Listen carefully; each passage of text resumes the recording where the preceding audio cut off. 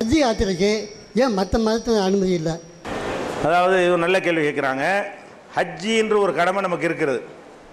இங்கே இருந்து மக்காவில் போய் அங்கே சில வணக்கங்களை செய்து விட்டு நாங்கள் வர்றதுக்கு பேர் ஹஜ்ஜி யாத்திரைன்னு பேர்.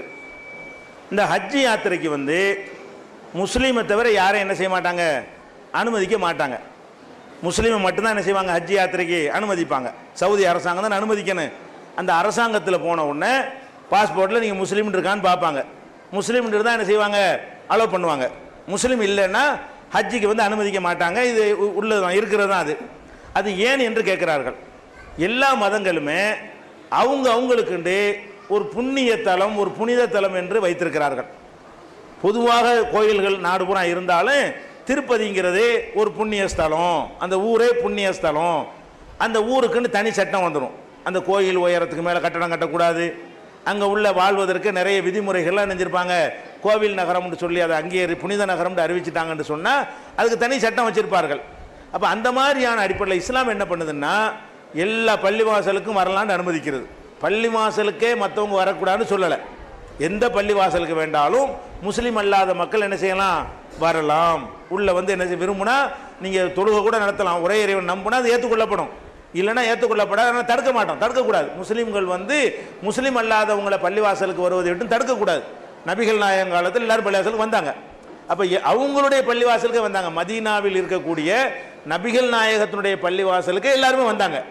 இஸ்லாம் என்ன பண்ணுதுன்னா, அந்த மக்காவையும் அந்த காபான்னு சொல்கிறாங்களே, ஸ்கொயராக ஒரு செவ்வகமாக ஒரு கட்டடம் இருக்கும்ல, அதை சுற்றி உள்ள ஒரு பகுதி, இதை புனித எல்லை என்று இஸ்லாம் வந்து அறிவித்திருக்கிறது. அந்த புனித எல்லைக்கு வேறு இடத்துல இல்லாத சிறப்பு சட்டங்கள்லாம் இருக்கிறது. வேறு இடத்துல அந்த சட்டம் கிடையாது. அந்த இடத்துல வந்து ஒரு புல் பூண்டை கூட கிள்ளக்கூடாது. அந்த புனித தலம்னு எதை அறிவிச்சிருக்கிறோமோ அந்த இடத்துல செடி கொடிகளை அறுக்கக்கூடாது, புல் பூண்டுகளை கிள்ளக்கூடாது, ஒரு புறா இருந்தால் வேட்டையாடக்கூடாது, எந்த ஒரு பிராணியும் என்ன செய்யக்கூடாது, வேட்டையாடக்கூடாது, சண்டைக்கு வந்தால் யார்ட்டையும் சண்டைக்கு போகக்கூடாது. இந்த மாதிரி நிறைய கூடுதலான சட்டங்கள் அங்கே இருக்கிறது.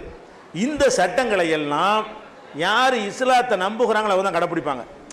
நம்பிக்கை இல்லாதவங்களுக்கு என்ன செய்ய மாட்டாங்க, அவங்க இடத்துல நான் புல்லை பிடிங்கன்னா என்ன அப்படின்னு தான் உங்களுக்கு தோணும். ஏன்னா நாங்கள் அதை புனிதம்னு நம்ம நினைக்கும் பொழுது புல் பிடுங்காதானே புல்லை பிடுங்க மாட்டோம், வேட்டையாடாதானே வேட்டையாட மாட்டோம். ஏன், எங்கள் மன ரீதியாக இது ஒரு புனிதம், இந்த இடத்துல வந்து நம்ம புனிதத்தை பேண வேண்டும்ங்கிற நம்பிக்கை அந்தந்த மதத்தில் உள்ளவங்களுக்கு தான் இருக்கும், எங்களுக்கு இருக்காது. ஏன்னா நாங்கள் வந்து திருப்பதிக்கு வரோன்னு வைங்க, அந்த கோயிலுடைய புனித தலத்தை வந்து நீங்கள் பார்க்குற மாதிரி நாங்கள் பார்க்க மாட்டோம். அது மாதிரி இந்த மக்காவில் உள்ள புனித தலத்தை வந்து நாங்கள் பார்க்குற மாதிரி நீங்கள் பார்க்க மாட்டீங்க. அப்போ அங்கே உட்காந்துட்டு ஏதாவது புள்ளக்குள்ளே வெட்டிவிட்டு சண்டை கண்டையை பிடிச்சினான்னு வைங்க, இவன் என்ன கேள்வி கேட்டான்னு வைங்க, அங்கனுக்குள்ளே அடித்தடி வந்துச்சுன்னு வைங்க, அது நல்லா இருக்காது. அதனால என்ன பண்ணியிருக்குன்னு கேட்டால், உங்களுக்கு கடமையும் இல்லை. மக்காவுக்கு வந்து இந்த கடமையை, ஹஜ்ஜி என்ற கடமையை செய்கிறதுக்கு முஸ்லீமுக்கு தான் கடமை இருக்கிறது, அவங்களுக்கு தான் இது அனுமதி இருக்குதுன்னு ஆக்கியிருக்கிறாங்க. அது ஒரு முக்கியமான காரணம். ரெண்டாவது என்னன்னு கேட்டால், இன்றைக்கி எல்லாத்தையும் அனுமதிச்சான்னு வைங்க, சவுதியே கொள்ளாது, முஸ்லீமுக்கு கிடைக்க மாட்டேங்குது.